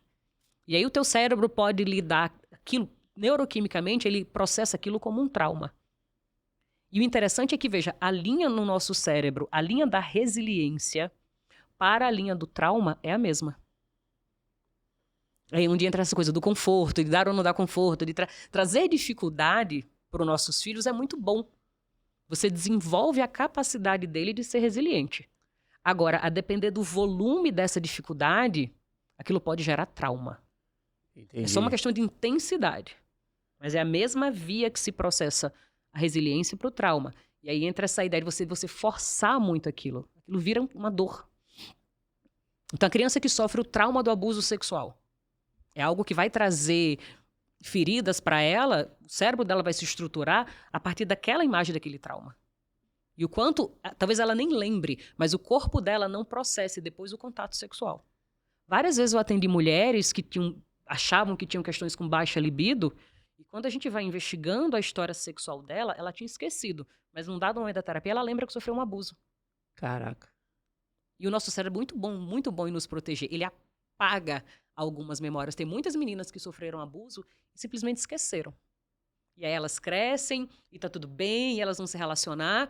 Chega ali na hora, não consegue. Como é que o trauma age na vida da pessoa? Ele tá lá, é uma situação que tá ali, ele vai moldando os comportamentos de forma invisível? Como é que funciona? Não, por vezes é que o nosso cérebro ele é muito bom em querer resolver problemas. Então, tudo que a gente vive, ele cria uma memória. E quando você vive aquilo de novo, ele vai tentar buscar, digamos, num background dele, como que se deu, como é que ele lida com essa situação.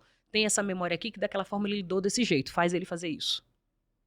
Então, quando você revive uma cena traumática, o teu cérebro vai buscar aonde que isso já aconteceu e te dá as ferramentas para você agir diante daquela situação.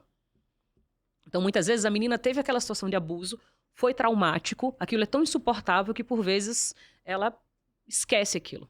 Passa-se os anos, ela vai lá, vai entrar, meu namorado, meu marido, vou transar com meu marido. Sério, peraí, isso aqui é uma situação sexual. Ela já lidou com isso antes. Como é que ela lidou?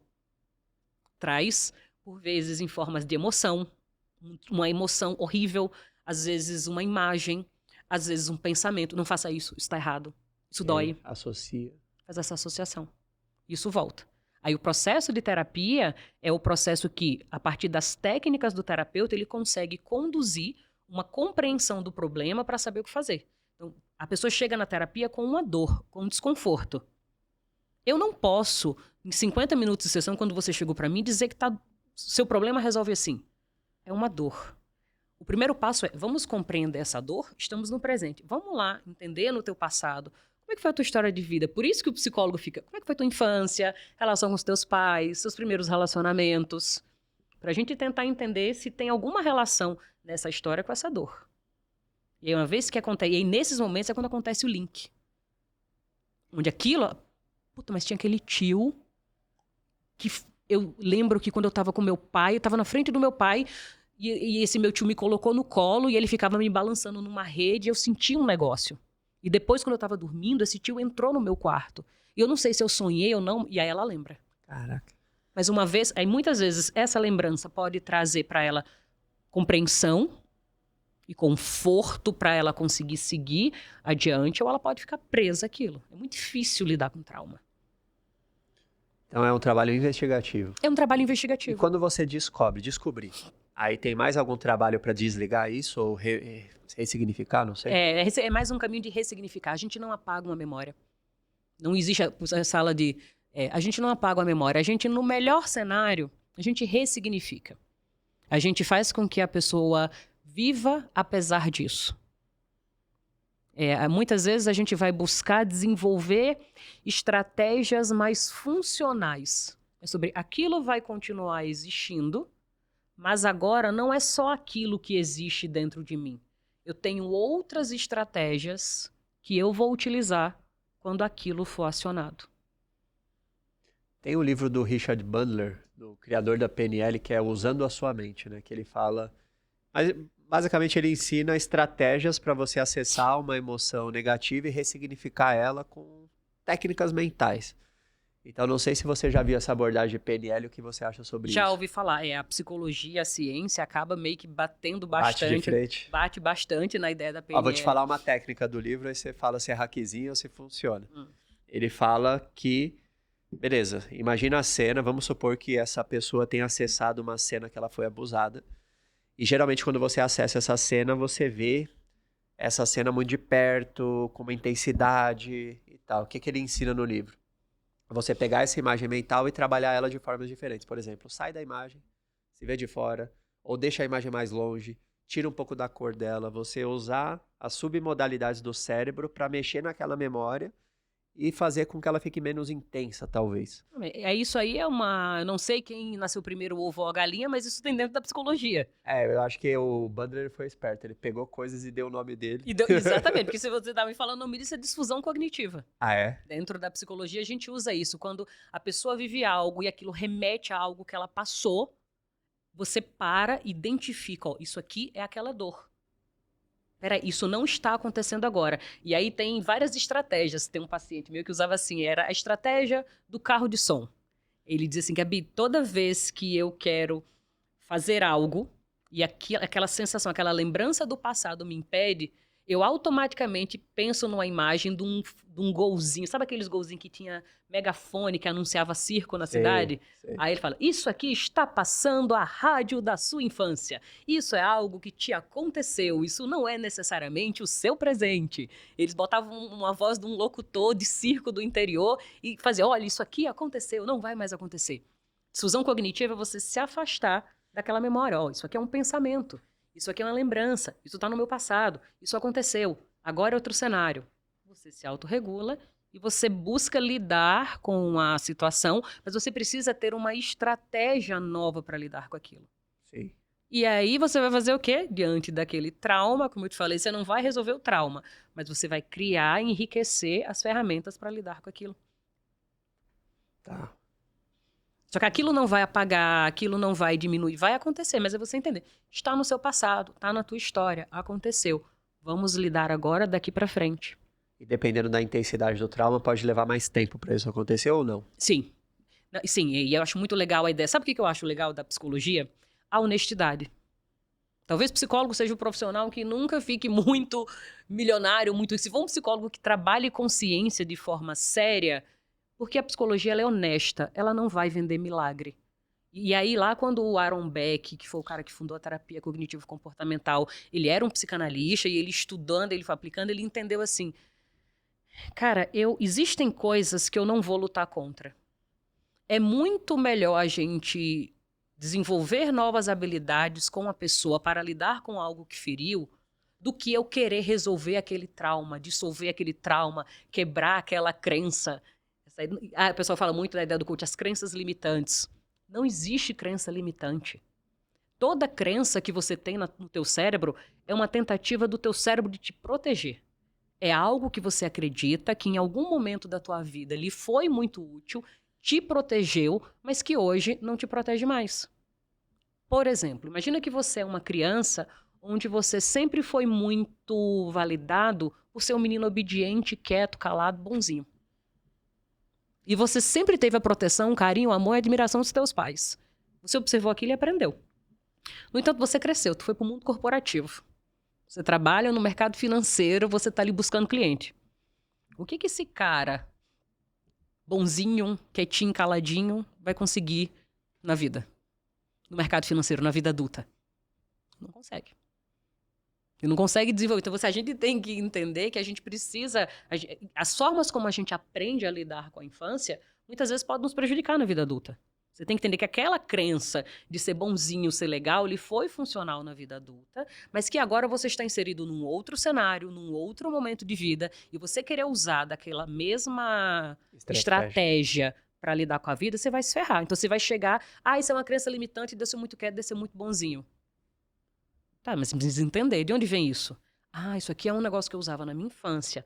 Agora eu preciso do quê? De novas ferramentas. Eu preciso me colocar mais, me posicionar mais. Se você pudesse abrir um kit de ferramentas aqui, que uma pessoa que vamos considerar uma pessoa hoje mentalmente forte para enfrentar esse mundo, deveria ter. Quais seriam as ferramentas que uma pessoa mentalmente forte teria na mão? Recursos. Saber ser fraca. Saber recuar, saber desistir, saber dizer não. Porque a pessoa mentalmente forte não é uma pessoa o tempo inteiro combativa. A pessoa, ela só é forte quando ela também sabe recuar. Quando ela também consegue dizer não, quando ela também consegue abrir mão. Ela saber ir embora. Eu acho que isso fortalece. Aqui dá, aqui não dá. Não se achar super-herói. Tirar a capa do super-homem e entender. Eu sou humano, eu sou falho. Eu preciso também saber perder. Eu acho que isso faz a pessoa mais forte. Saber perder. Tem mais alguma coisa que você fala para o mundo de hoje? Uma pessoa mentalmente forte, ela tem essa habilidade? Tolerar desconforto. Eu acho que só existe pessoas fortes se ela sabe tolerar desconforto. Tá. Aprenda desde muito cedo a tolerar desconforto. Eu acho que é a melhor e maior habilidade que você vai ter. Para um cara que é geração Z, que teve tudo na mão, e sabendo que, pelo que você explicou aquelas vias, né? Se eu for pegar um cara da geração Z, que nunca foi numa videolocadora pegar uma fita, que tem tudo na mão e já dá um desconforto muito grande, talvez ele recue. Tem algum exercício que ele possa fazer para ir tolerando mais desconforto? Alguma coisa gradual? Ou quais são os hábitos desconfortáveis que você recomenda que uma pessoa tenha? Cara, esporte. Acho que não tem como fugir do esporte. Eu tenho visto muita galera indo bastante, meus amigos, né, fazendo jiu-jitsu. E sabe o que me preocupou? Porque eu coloquei o meu filho... meus amigos todos falaram, Gabi, coloca alguém no jiu-jitsu, coloca no jiu-jitsu. Veio um time assim, bota no jiu-jitsu. E eu botei meu filho no jiu-jitsu. E foi horrível. Ele falou, mamãe, porque assim, os moleques encostavam nele assim, mamãe, dói muito, meus ossos, eles vão me quebrar. Eu falei, PQP, que moleque eu tô criando? Eu falei, ele precisa se desconfortar. Então ele tava fazendo futsal, pádel e jiu-jitsu. Cara, jiu-jitsu foi demais pra ele, tem 10 anos. Ele não suportou. Ele falou, opa, me ligou um alerta. Ele é fruto dessa geração. E eu tô tentando intervir com o que eu tô vendo. Só vou te dar uma dica, hein? Tênis é raiz, pádel é Nutella, hein? Já vou te falar desde já. Os tenistas têm essa birra com o pádel. Pádel não, é que... Tá, vou botar no beach, então. Então. Você ainda foi meio termo. Se fosse mais Nutella ainda, você botava no beach. Mas o raiz é o tênis. O tênis é muito legal. É porque o tênis é muito mais difícil de aprender. O beach, por exemplo, muito você chega... Se for todo mundo aqui, sem fazer aula, a gente vai jogar. 15 minutinhos a gente joga. A gente vai jogar. O tênis é 10 aulas no mínimo pra você conseguir trocar a bola e se divertir ali. Mas é legal mesmo. Mas eu quero, sabe, devolver ele pro jiu-jitsu num outro momento. Porque no jiu-jitsu eu acho muito legal, tem essa coisa da hierarquia, tem a coisa do respeito, tem a coisa do processo da dor, tem os aprendizados, eu acho muito legal. Então é sobre isso. Vai pro esporte, aprende a se desconfortar, gente. O mundo já tá confortável demais. Se deem desconforto. Menos tela. Tem um relato não sei se você conhece, um jogador de tênis chamado Stefanos Tsitsipas. Já ouvi falar. Ele é a geração Z do tênis ali. Ele é um cara que tem um histórico ali de... Hoje ele já foi 3 no mundo, hoje ele deve ser 30. Carreira abaixo, assim, tá ladeira abaixo. E aí ele deu uma entrevista, ele já diversas vezes... O tênis tem um esporte que muitos tenistas falam que tem problema de saúde mental. Muitos recentes, até caras top 10 e tal, que é muita pressão, enfim. E o Tsitsipas deu um relato agora que ele excluiu todas as redes sociais, Porque ele falou, cara, eu quero voltar a fazer coisas que eu fazia quando era mais novo, que eu não faço mais porque eu tô no celular. Então, coisas ao ar livre, viver. E aí ele deletou, cara, é tipo um tenista famoso, deve ganhar dinheiro com as redes sociais, ele deletou. Ele deletou. A gente perdeu a habilidade de não fazer nada, né? Eu vi ontem, não sei se foi que eu vi alguém falando ontem sobre isso, o quanto muitas vezes a gente tava... Antigamente a gente ia pra um banco, numa fila de banco, e a gente ficava ali parado, entediado, não tinha celular, a gente às vezes tem que conversar com a pessoa, o tempo ali no banco passar. Hoje a gente nem vai mais no banco, hoje a gente resolve tudo em casa, e se a gente tiver aqui, tá todo mundo ali no celular, ninguém se angustia, ninguém olha pra dentro mais. E a gente tá perdendo nesse lugar. Mas eu acho que quem pegar esse hackzinho do desconforto e levar pra vida, vai nadar de braçada daqui a 5, 10 anos. Vai nadar de braçada. A questão do... Caramba, eu tava com um negócio... Era do Tsitsipas também pra falar, que me veio e fugiu.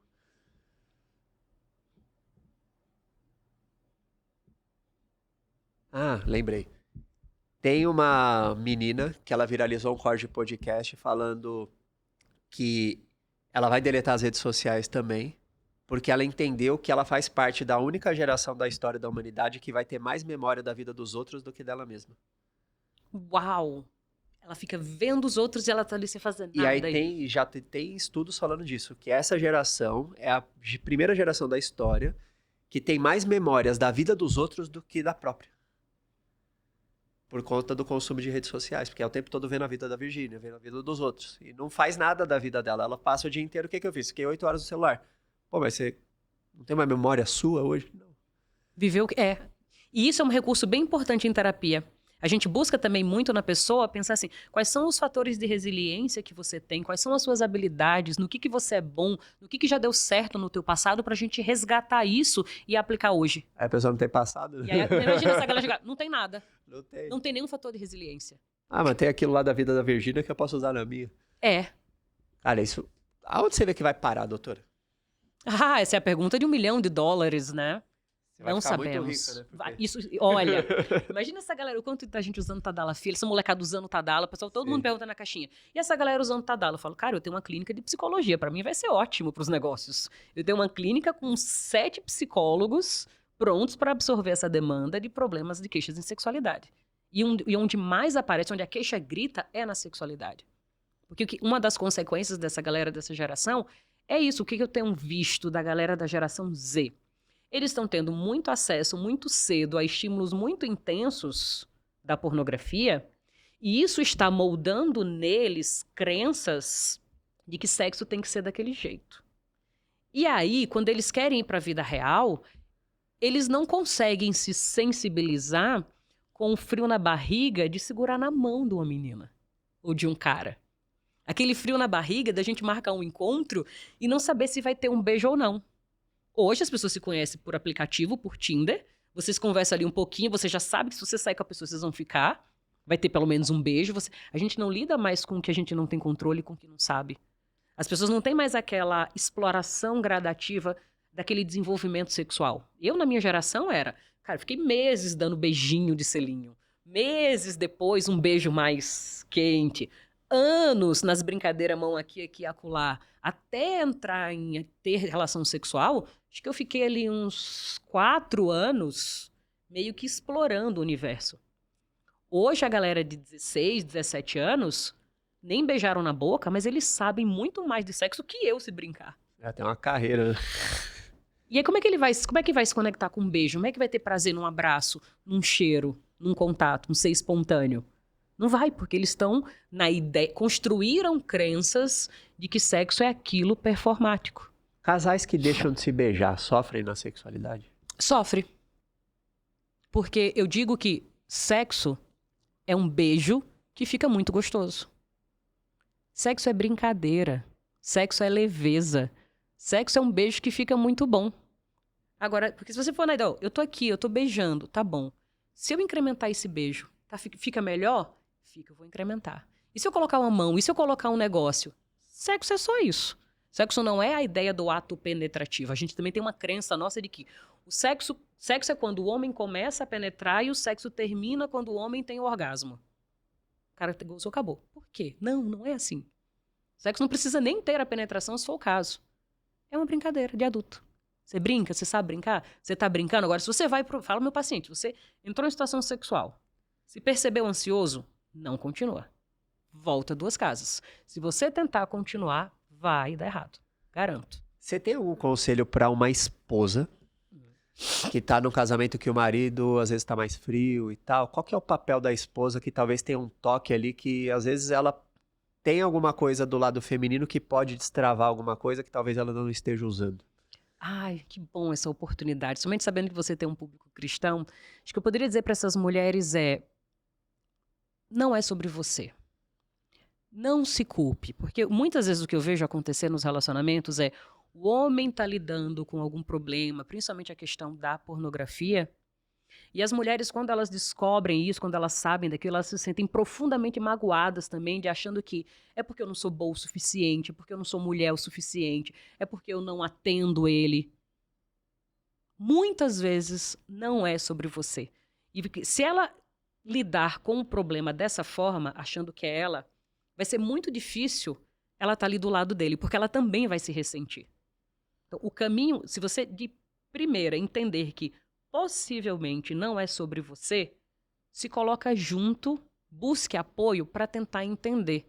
Nem que seja para ajudá-lo a buscar um processo de terapia. Porque não é sobre a pornografia, não é a outra mulher que ele está olhando. Ele está buscando um alívio, ou ele está tamponando um sofrimento. Será que não tem uma questão de um problema financeiro por trás? De uma depressão, de uma ansiedade, de algo que ele não está conseguindo lidar? Quanto você pode ser você a primeira pessoa a abrir aquele espaço de alívio para ele. E isso, ele sabendo que em você, ele vai ter que, caramba, eu me sinto melhor quando eu converso. Ali seja o passo inicial para essa pessoa pensar, eu vou buscar a ajuda de alguém especializado. Porque se eu já me senti bem conversando com a minha mulher, o quanto um psicólogo especializado não pode me ajudar? Então você acredita que uma mulher briguenta demais pode fazer um homem se isolar? Os dois vão se isolar, né? Aí pensa, por que tá brigando? Por que ela vai brigar diante de uma situação? A ideia do casamento não é a ideia da parceria? Sim. Eu gosto muito de usar analogia para meus pacientes, assim, quando os casais chegam, hoje eu não atendo mais casais, mas quando atendo a pessoa, eu tô falando sobre a relação, né? Muitos casais, se eles olham com a dinâmica, como é que o relacionamento está distribuído, eu falo, quando você me fala do teu relacionamento, eu vejo que parece que tá um aqui de um lado, tem uma trincheira, tem o outro do lado, outra trincheira, e vocês estão se atirando. O quanto o caminho, a ideia seria o quê? Se coloquem um do lado do outro e olhem para o problema de cima, como algo dentro da relação. Eu falo que em sexualidade dificilmente é um problema da pessoa. Questões em sexualidade é um problema da relação, porque com quem que ele faz sexo? Com a outra pessoa. Então tem coisas que o casal pode ajudar. As evidências científicas, inclusive, apontam. Eles dizem que para qualquer tratamento de queixa em sexualidade, se existe uma ideia de um bom caminho, de um bom prognóstico, é a associação de, em alguns casos, medicamento, terapia e a parceria. Isso aqui é o padrão ouro do tratamento. A parceira está junto do processo. Então, muitas vezes eu estou atendendo um cara com a questão em pornografia, em algumas sessões a parceira vem. Tanto para eu ajudá-la a lidar com algumas crenças, porque muitas mulheres acham que é sobre ela, que não é boa o suficiente, ou que ele está fazendo porque ele está admirando outra mulher. Muitas vezes o cara não está nem vendo a cara da mulher. É o ato em si. Então, isso aqui é o trio de sucesso. Quando a parceira fala, Gabi, eu topo junto. Aí já facilita o trabalho. Facilita o trabalho. Doutora, qual que seria uma mensagem que você deixaria para o público que está nos assistindo? Uma para os homens, uma para as mulheres, uma mensagem. Se você tivesse a última mensagem para dar para alguém, qual seria para essa geração? Acho que seria algo, aprenda a lidar com seus desconfortos e aprendam a se vulnerabilizar. Vulnerabilizem-se. Isso é importante. Seja esquisito. Olhe para suas esquisitices. Tem ouro ali. Como é que o pessoal faz para te encontrar? Ah, legal, verdade. Vocês me encontram no Instagram, É @gabrielacruz.f. E tem também pela minha clínica de psicologia, que é www.fluirpsi.com.br. No meu Instagram você também tem acesso lá ao site da clínica, onde você pode agendar um horário comigo ou com alguns dos psicólogos que são profissionais formados em psicologia e especializados, são meus alunos, porque eu também tenho um curso de formação, que a sexualidade é um tabu tão complexo Sim. que a gente não vê na faculdade, a gente não vê nas pós-graduações, muitas vezes até em pós-graduações específicas em sexualidade, o assunto não é aprofundado o bastante. Então, diante dessa situação, eu criei um curso onde eu ensino profissionais terapeutas da saúde a olhar para a sexualidade com esse olhar mais ético, mais científico, sem tabus. Então, se você atende pessoas e pensa assim, como é que eu conseguiria um conhecimento sobre sexualidade que fosse científico, que fosse seguro, para eu poder ajudar as pessoas que eu atendo? Eu criei um curso para isso, onde a pessoa adquire esse conhecimento. Me veio uma pergunta final. Você acha que sexualidade deveria ser ensinada nas escolas? Sim, a sexualidade é algo que tem que ser falado desde a gravidez.